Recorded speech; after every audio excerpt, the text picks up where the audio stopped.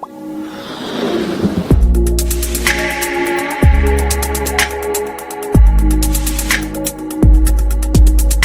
난세기 시청자 여러분 안녕하십니까. 금혁입니다.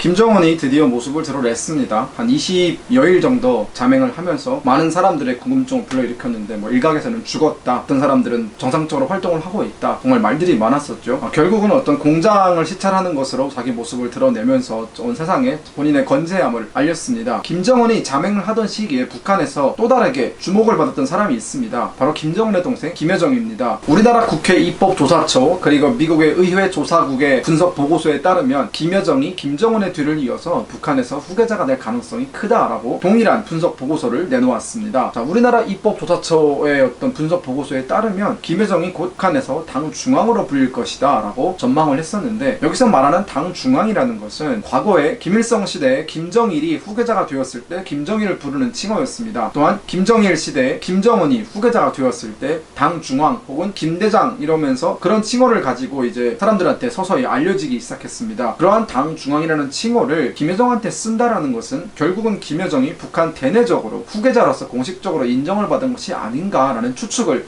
하게끔 만듭니다. 또 이뿐만이 아닙니다. 영국의 가디언이나 요미우리 신문이나 혹은 다양한 기타 저명한 언론사들에서도 모두 김여정의 후계자 설에 대해서 비중 있게 다루고 있습니다. 결국은 김정은이 자맹을 깨고 등장을 했기 때문에 김여정의 후계자 설은 당연히 수면 아래로 깔아앉을 거라고 생각을 했었는데 오히려 더 두드러지고 있습니다. 왜냐하면 이 사진이 그걸 증명하고 있기 때문입니다. 자, 이 사진은 김정은이 자맹을 깨고 처음으로 등장한 곳에서 찍은 곳입니다. 김정은 옆에 누가 있는지 보겠습니다.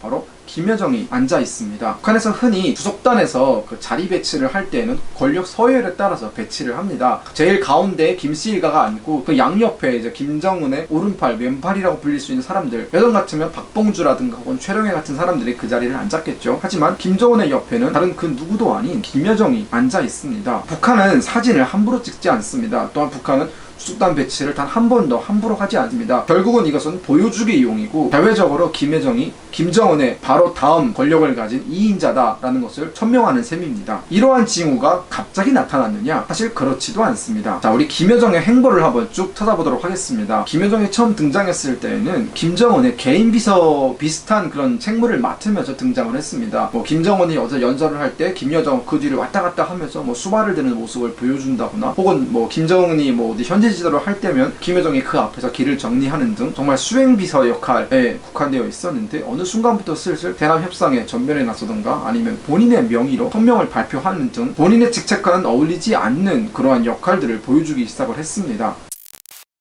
자, 또 다른 사진을 보도록 하겠습니다. 자, 이 사진은 김정은이 지난해 백두산 등정을 하면서 찍은 사진입니다. 김정은이 탄 말을 자세히 보면은 말 이마 한가운데 황금색 별이 있는 것을 우리가 확인할 수 있습니다. 다른 사람들의 말을 볼까요? 다른 사람들의 말에는 그러한 별이 없습니다. 단 김여정의 말을 제외한다면요. 김여정의 말을 보면요. 자, 여러분 찾으셨나요? 김여정의 말에도 김정은이 탄 말과 똑같은 황금색 별이 그려져 있습니다. 이것은 결국 김정은과 김여정이 백두혈통이고 김정은의 뒤를 이을 수 있는 사람이 김여정이라는 것을 암시하는 것이기도 합니다. 이 사진이 처음 언론에 보도되었을 때 많은 사람들이 김여정의 달라진 위상에 대해서 놀라곤 했습니다. 자, 이 사진과 지금 주석단에 앉아있는 이 김여정의 사진을 한번 보도록 하겠습니다. 김여정은 늘 김정은 가까이에 있고 김정은의 권력을 이을 수 있는 사람은 김여정 뿐이다 라는 것을 반복적으로 보여주고 있는 셈입니다. 일각에서는 김여정이 여자기 때문에 결국은 그 가부장적인 문화가 강한 북한에서 김여정이 권력을 이어받는 일은 일어나지 않을 것이다 라고 분석을 하고 있습니다. 저는 크게 두 가지 이유를 들어서 그 분석이 틀릴 수도 있다는 것을 말씀드리고 싶습니다.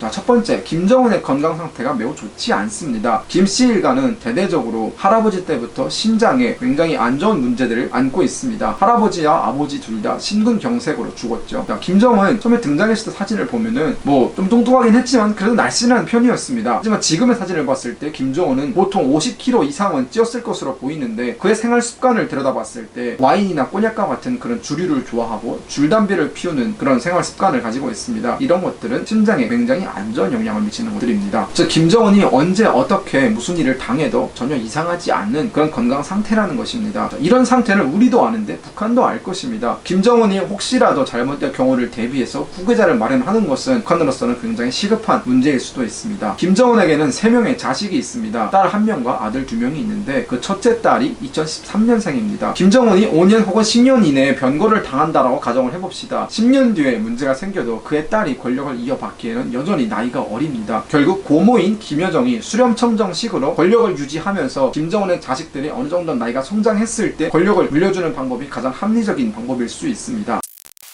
둘째로 김정은 혼자 북한을 통치하는 것이 아닙니다. 김정은을 따르고 또 김정은이 신임하는 그러한 엘리트들이 똘똘 뭉쳐서 북한을 이끌어가고 있는 셈입니다. 김정은이 사라졌을 때 대안이 있어야 합니다. 그 엘리트 그룹 내에서 다른 리더를 선출하는 것, 이것은 오히려 더 상상할 수 없는 일입니다. 북한 주민들 입장에서는 김씨 일가에서 그 후계자가 나와야 한다는 그런 세뇌가 엄청 강하게 박혀 있습니다. 그런 상황에서 그들 속에서 김씨 일가가 아닌 다른 사람을 지도자로 내세우는 것은 매우 힘든 일일 것입니다. 그렇다고 김평일을 선택할 수도 없습니다. 김평일은 40년 넘게 북한을 떠나 있던 사람이기 때문에 북한 내부 실정에 대해서는 아는 것보다 모르는 것이 더 많을 것입니다. 김정철은 제가 저번 영상에서도 말씀드렸듯이 정치를 하려는 생각도 없어 보입니다. 결국 그들이 선택할 수 있는 카드는 김여정밖에 없습니다. 이것은 가부장적인 문화 이런 걸 뛰어넘어서 권력의 속성이고 그 엘리트 그룹의 권력을 유지하기 위해서는 본인들을 지도할 수 있는 김씨 일가가 필요한 거고, 김씨 일가는 김여정이기 때문에 결국은 그들은 김여정을 선택할 것입니다.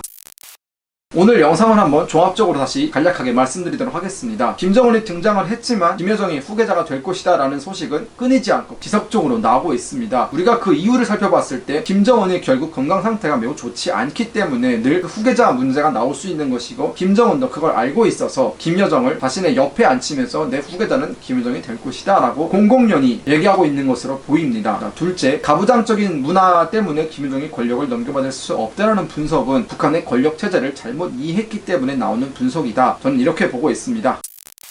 오늘의 영상이 유익하셨다면 좋아요와 구독 그리고 알림 설정까지 꼭 해주시기 부탁드리겠습니다. 지금까지 난세일기의 금혁이었습니다. 감사합니다.